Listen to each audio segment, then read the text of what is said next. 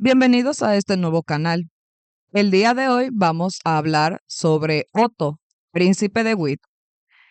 Pero para poder hablar de Otto, antes tenemos que conversar brevemente de su hermana, Isabel, princesa de Witt, mejor conocida posteriormente como Isabel, reina de Rumania, quien fue reina consorte de Carlos I de Rumania. Pero lo verdaderamente trascendente para este video no son sus títulos, sino el hecho de que fue escritora bajo el nombre de Carmen Silva, siendo una literata excepcional, autora de varias obras y traducciones, incluyendo, naturalmente, una autobiografía. Isabel fue una joven noble de un principado prusiano que llegó a ser reina, madre y poeta. Se diría que alguien así tendría muchas cosas que plasmar en sus escritos, pero la vida no fue amable con Isabel de Witt. Tuvo que sobrevivir a muchas pérdidas desde temprana edad, y una le marcó especialmente, la de su hermano pequeño, Otto, príncipe de Witt, cuya dolorosa existencia fue plasmada por su hermana en un capítulo completo dedicado con amor fraternal a este niño. Isabel, nacida en el Palacio de Monrepos el 29 de diciembre de 1843, tuvo como padre al príncipe Hermann de Witt, nacido en el 1814, y quien fue uno de los hombres más distinguidos de su tiempo. Tras finalizar sus estudios en Gotinga, viajar por Alemania y Francia, y servir durante un tiempo en un regimiento de guardias en Berlín, asumió la administración de sus numerosas propiedades. De aspecto noble y aristocrático, estaba dotado de las más nobles cualidades de corazón y se distinguía por su modestia. Por madre, Isabel tuvo a la princesa María Guillermina de Nassau, quien tenía una apariencia digna y se distinguía por su belleza personal y su nobleza de espíritu. Era una mujer de gran fuerza de voluntad, juicio claro, admirable devoción y energía incansable. Muy estricta en lo que se exigía a sí misma, mientras que su bondad e indulgencia hacia todos con quienes trataba eran ilimitadas. Un año y medio después, el 22 de agosto de 1845, nació el príncipe Guillermo, quien fue el heredero de la casa de Witt. Durante algunos años, la vida se redujo solo a ellos, una familia amorosa y piadosa, que le prestaba especial atención y aprecio por sus hijos. Pero la vida tranquila de los Witt se vería interrumpida de formas bastante inesperadas. El primer gran dolor llegó a la princesa Isabel cuando su hermano menor, el príncipe Otto, nació el 22 de noviembre del 1850. Nadie de los presentes ese día pudo olvidar el acontecimiento. Durante algún tiempo se habían abrigado pocas esperanzas de que el niño viniera al mundo con vida, y por eso todos se alegraron aún más cuando, tras muchas horas de dolor y peligro, nació un hermoso niño. Lamentablemente, la alegría por aquel feliz nacimiento pronto se vería convertida en una profunda ansiedad. Durante muchas semanas, Isabel, de casi 7 años, no pudo ver a su querida madre, quien se hallaba muy mal de salud y quedó con parálisis tras el parto. Por otro lado, el pequeño se debatió desde el primer momento entre la vida y la muerte. Poco después de su nacimiento, la respiración dificultosa del bebé demostró que no todo iba bien, lo que llevó al descubrimiento de un grave defecto orgánico. Al principio, los médicos creyeron que esto podría remediarse con una operación leve y se llamó a un eminente cirujano. Desafortunadamente, llegó demasiado tarde para operar ese mismo día y la noche que siguió fue terrible. La niñera del niño, Mary Burns, aseguró que inicialmente creyó imposible que el bebé sobreviviera hasta la mañana.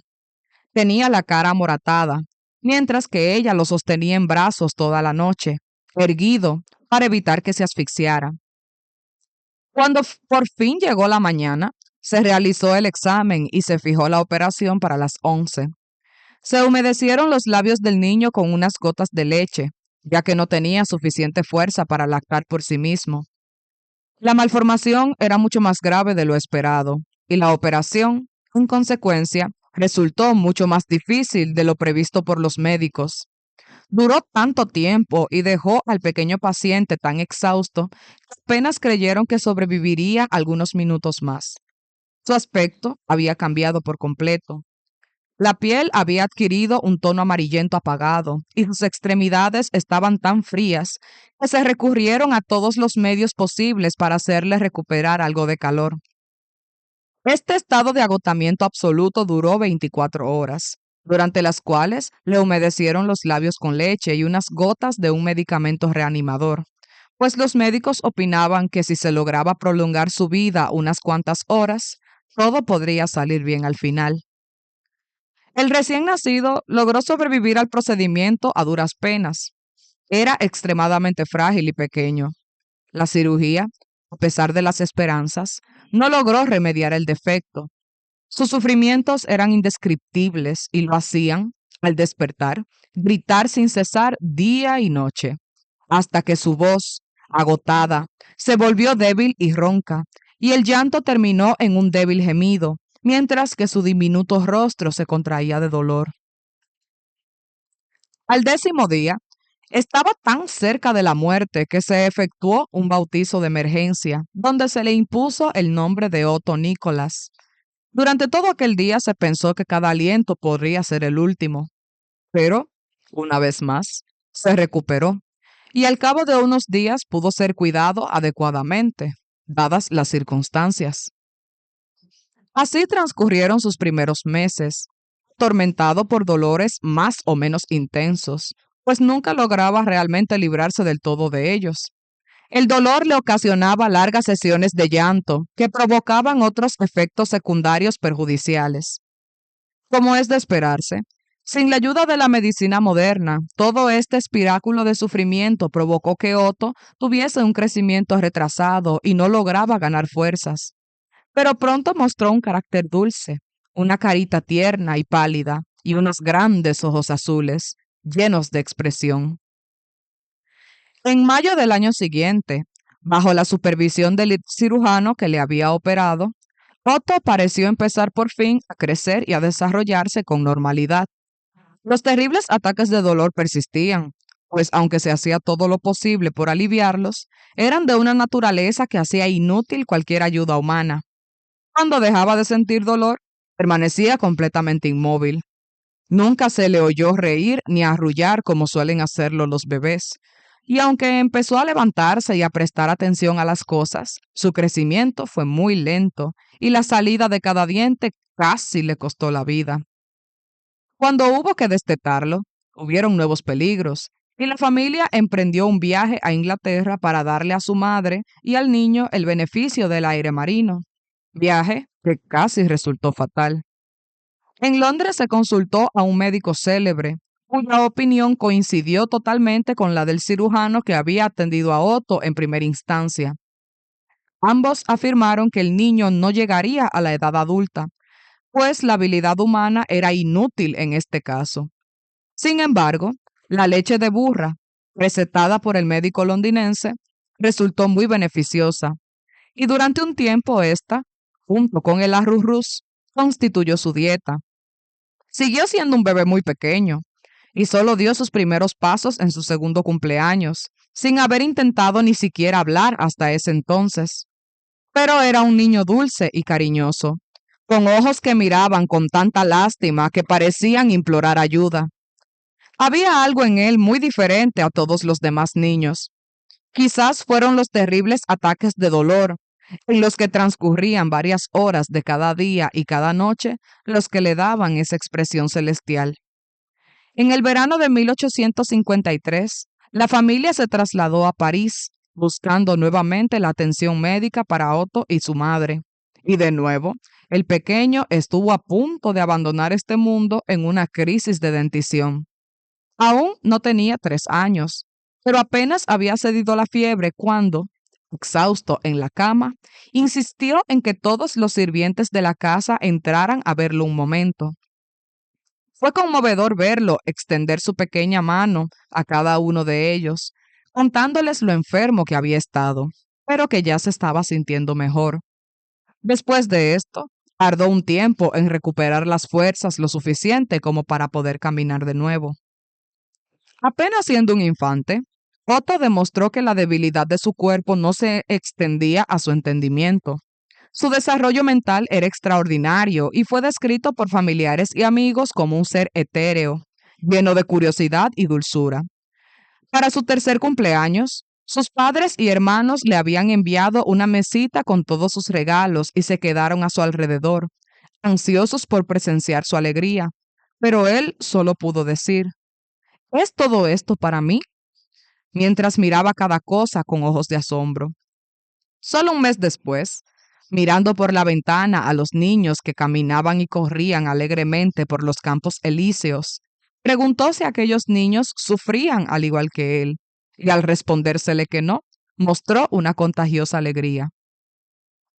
Cuando tenía 4 años, le regalaron un conejito blanco, que se convirtió en su mascota favorita, su compañero constante, siguiendo a su pequeño amo a todas partes como si fuera un perro, lamiéndole la cara y las manos. La única vez que la familia vio a Otto caer en desesperación fue en una ocasión en que se creyó que su conejito, tendido inesperadamente en el suelo, había fallecido. Pero, para suerte de todos, el animalito estaba perfectamente y acompañó a Otto durante su fugaz existencia. A los 5 años, empezó a aprender a leer y también a unirse a Guillermo e Isabel para recitar poesía, como era la costumbre todos los domingos.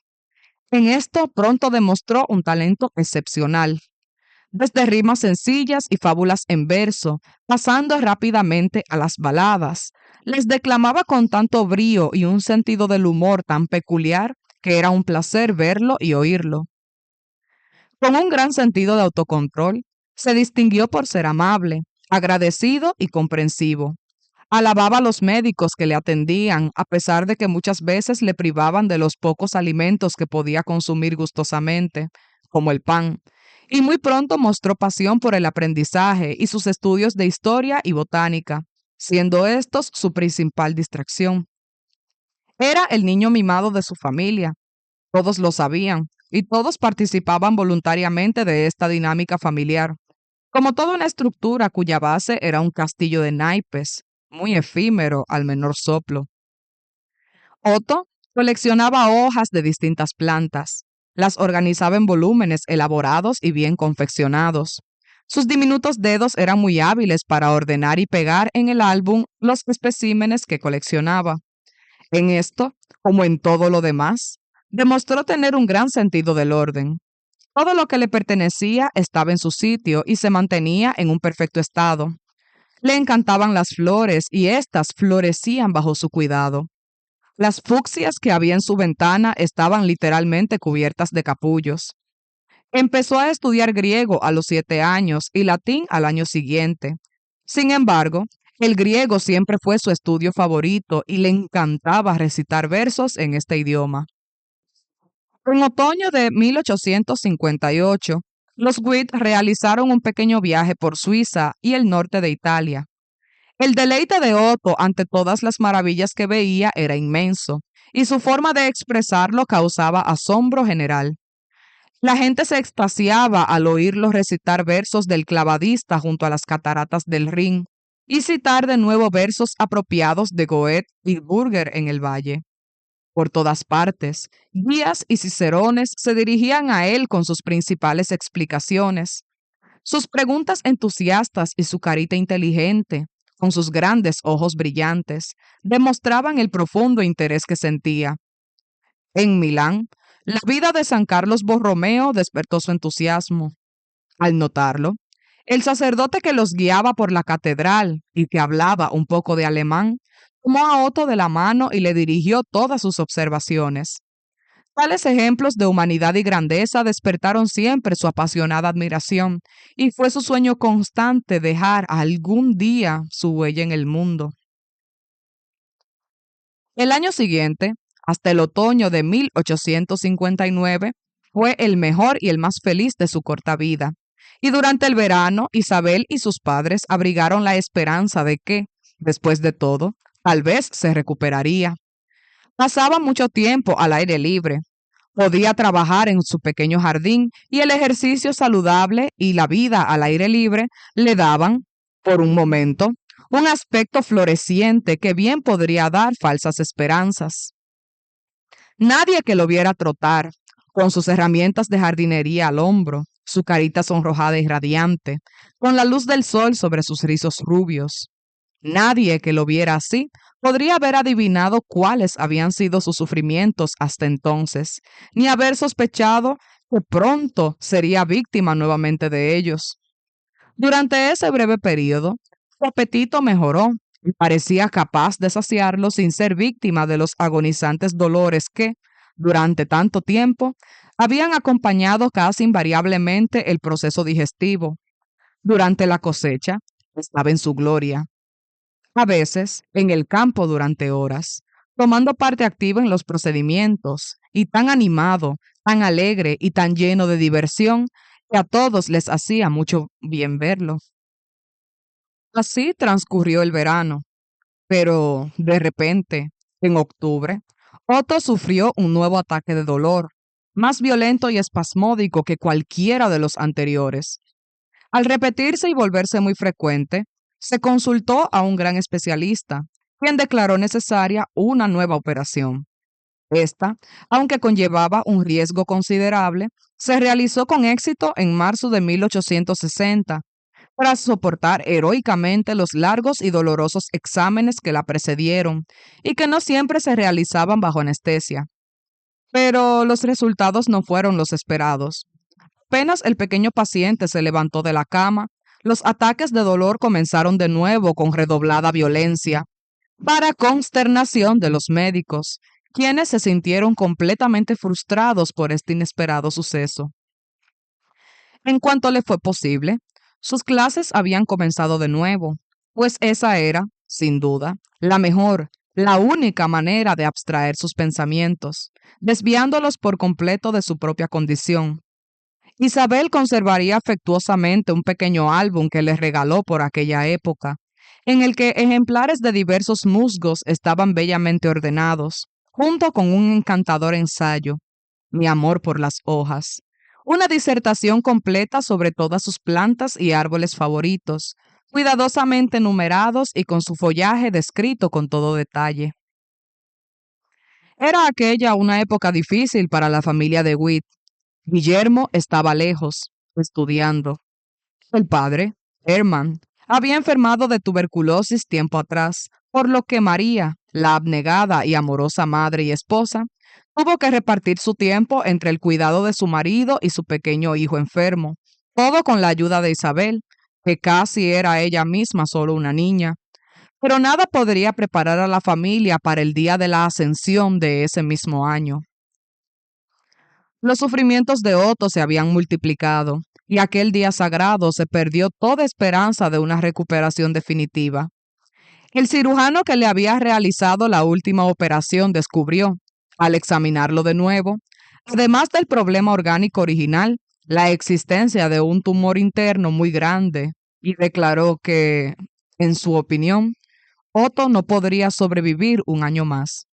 Al mismo tiempo, los pulmones del padre fueron sometidos a un examen exhaustivo, con el alarmante resultado de que, en su caso, el médico también declaró que no existía esperanza de recuperación y que difícilmente se esperaba que viviera más de 2 años. Aquel fue día terrible, y una gran pena se extendió sobre el corazón de todos los presentes. Pero la vida no podía detenerse. Los terribles ataques de dolor continuaron, aumentando en duración e intensidad, dando al joven Otto la oportunidad de demostrar un coraje y una resistencia que eran casi sobrehumanos, sobre todo en sus constantes y heroicos esfuerzos por ocultar parte de su sufrimiento a su querida madre, cuya angustia era, de hecho, casi insoportable. Pero entre los paroxismos siempre existía la misma dulce serenidad, incluso alegría, y una reanudación inmediata del estudio u ocupación interrumpida justo antes. Su actividad y energía eran ilimitadas. Siempre estaba trabajando, ya sea tallando, pegando o recortando. Sus manos nunca descansaban. La visita de su hermano Guillermo animó sobremaneramente sus días y la calidez de su presencia eran probablemente su mayor fuente de felicidad, brindándole más horas felices de las que se habrían creído posibles en su condición. Una casa de campo, construida al estilo de un chalet suizo, que la madre había planeado originalmente como un regalo para Otto cuando llegase a la mayoría de edad, fue el escenario de muchas horas familiares felices. Pero en el otoño de 1861, el niño ya no podía montar a caballo, ni tampoco ir a pie, y pronto incluso el movimiento del pequeño coche tirado por burros, en el que durante un tiempo era trasladado a diario, se volvió insoportable. Una noche, la familia tuvo que detenerse en medio del bosque y esperar a que trajeran una litera para llevarlo a casa. Era una visión lastimosa. El pequeño cuerpo inmóvil, agotado por el sufrimiento, tendido en la litera y llevado por hombres serios y silenciosos, mientras los parpadeantes rayos de luna, que se filtraban entre las ramas, proyectaban una luz sobrenatural sobre el pequeño rostro pálido, y los halcones nocturnos y las lechuzas volaban en círculos alrededor de la triste procesión, llenando el aire con sus gritos estridentes. A partir del siguiente octubre, no pudo caminar en lo absoluto y lo llevaban a todas partes en un pequeño sillón, sujeto a una litera. De esta manera, lo llevaban a la mesa o lo llevaban al bosque, donde yacía durante horas, descansando sobre su lado derecho, con las hojas muertas cayendo densamente a su alrededor. Después de esto, nunca más pudo acostarse ni boca arriba ni sobre el lado izquierdo de su cuerpo. Las siguientes fases del desvanecimiento de Otto y sus últimos sufrimientos fueron recopilados por Isabel en cartas a Guillermo, su querido hermano, ausente nuevamente. A partir de aquí, todo lo narrado vendrá directamente de estas misivas. Otto sufrió enormemente ayer todo el día y estaba casi fuera de sí al menor movimiento de la habitación. El sueño solo se puede conseguir mediante el láudano. Parece volverse cada vez más cariñoso con todos nosotros. Nunca había visto tanta profundidad de sentimiento en nadie. Hay una extraña profundidad en sus grandes ojos serios. Parecen insensibles al sufrimiento de su frágil cuerpo. El otro día, sentado a su lado en el bosque, dijo muchas cosas conmovedoras, terminando acusándose de cobardía porque tenía que tomar láudano para aliviar el dolor. Solo pude consolarlo recordándole que no tomaba láudano por voluntad propia, sino para complacer a los demás. Durante los últimos 2 días, Otto ha permanecido en cama. La agonía que ha sufrido es indescriptible. Es desgarrador presenciarla. Mamá le ha estado contando la verdad sobre su condición, pensando que le consolaría saber que su sufrimiento pronto terminaría. Pero al principio lloró al pensar en separarse de ella, diciendo que no podía soportarlo. Luego se tranquilizó y habló del asunto con tranquilidad. Ayer le dijo a mamá que deseaba ser enterrado en Morepos, bajo los viejos árboles, con una cruz blanca en la cabecera de su tumba y abundantes flores.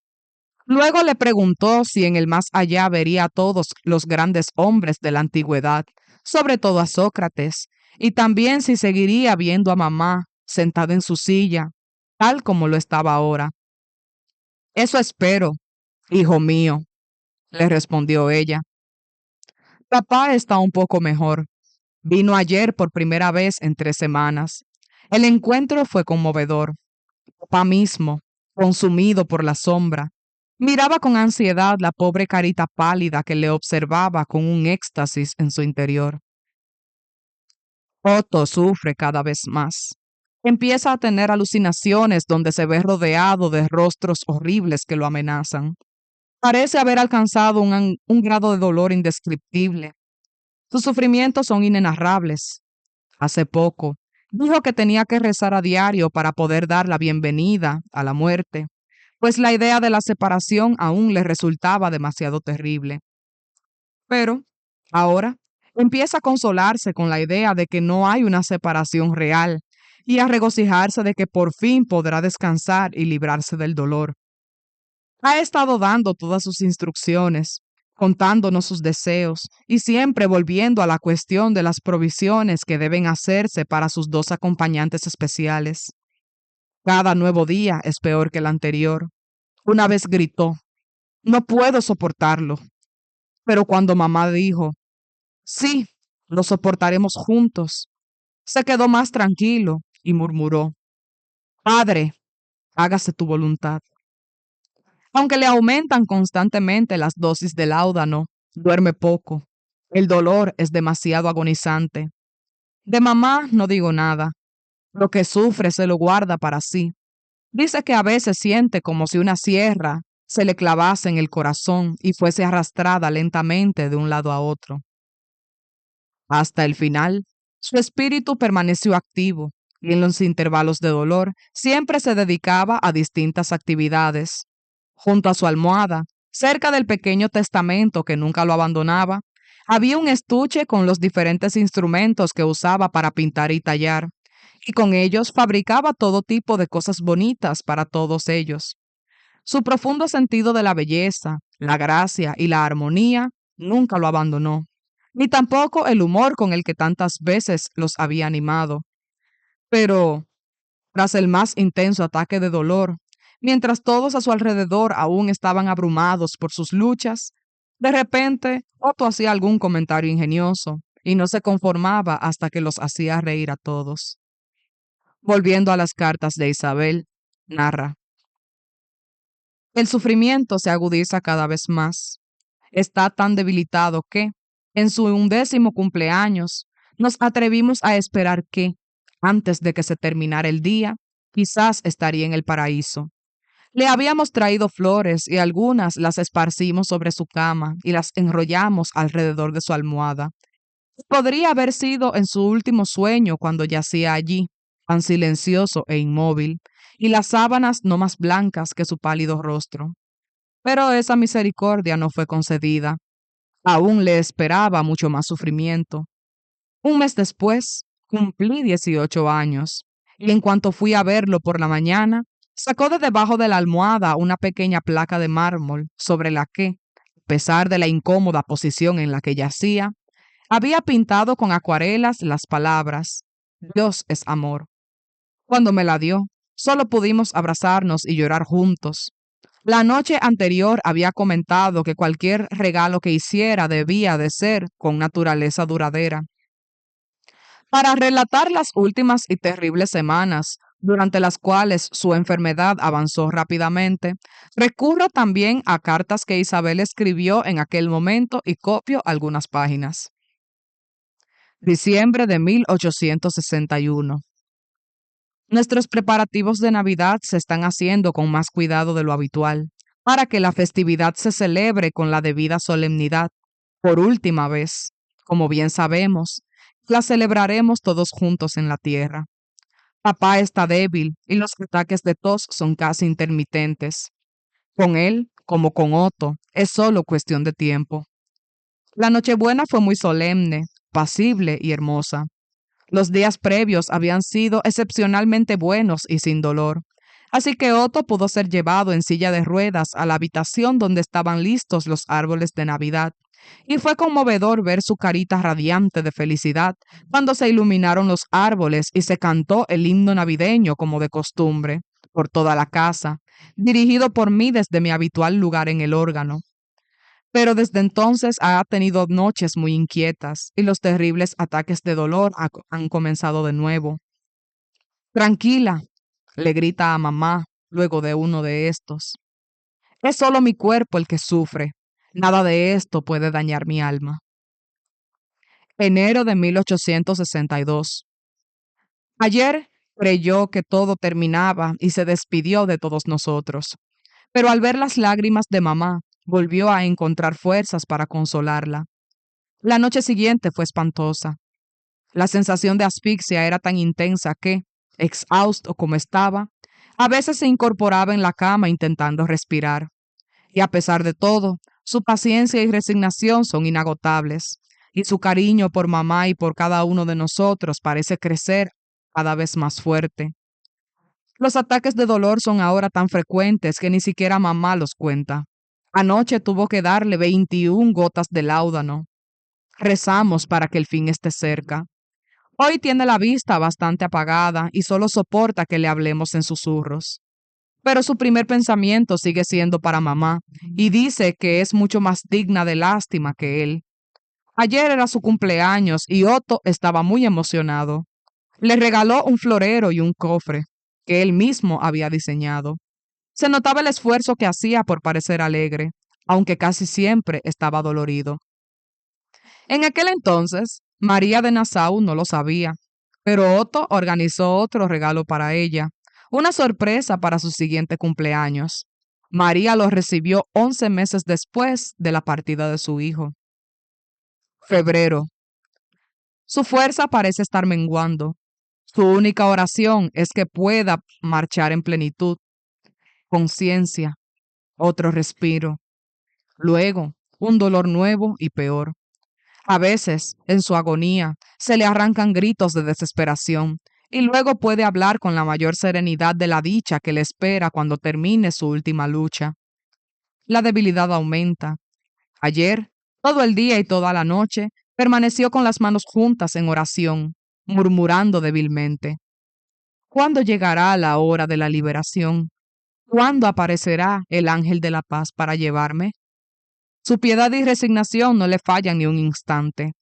Sus manos están frías como el hielo, su frente como el mármol, sus ojos hundidos pero aún brillan con inteligencia. Una noche se quejó de que ya no podía distinguir bien nuestros rostros.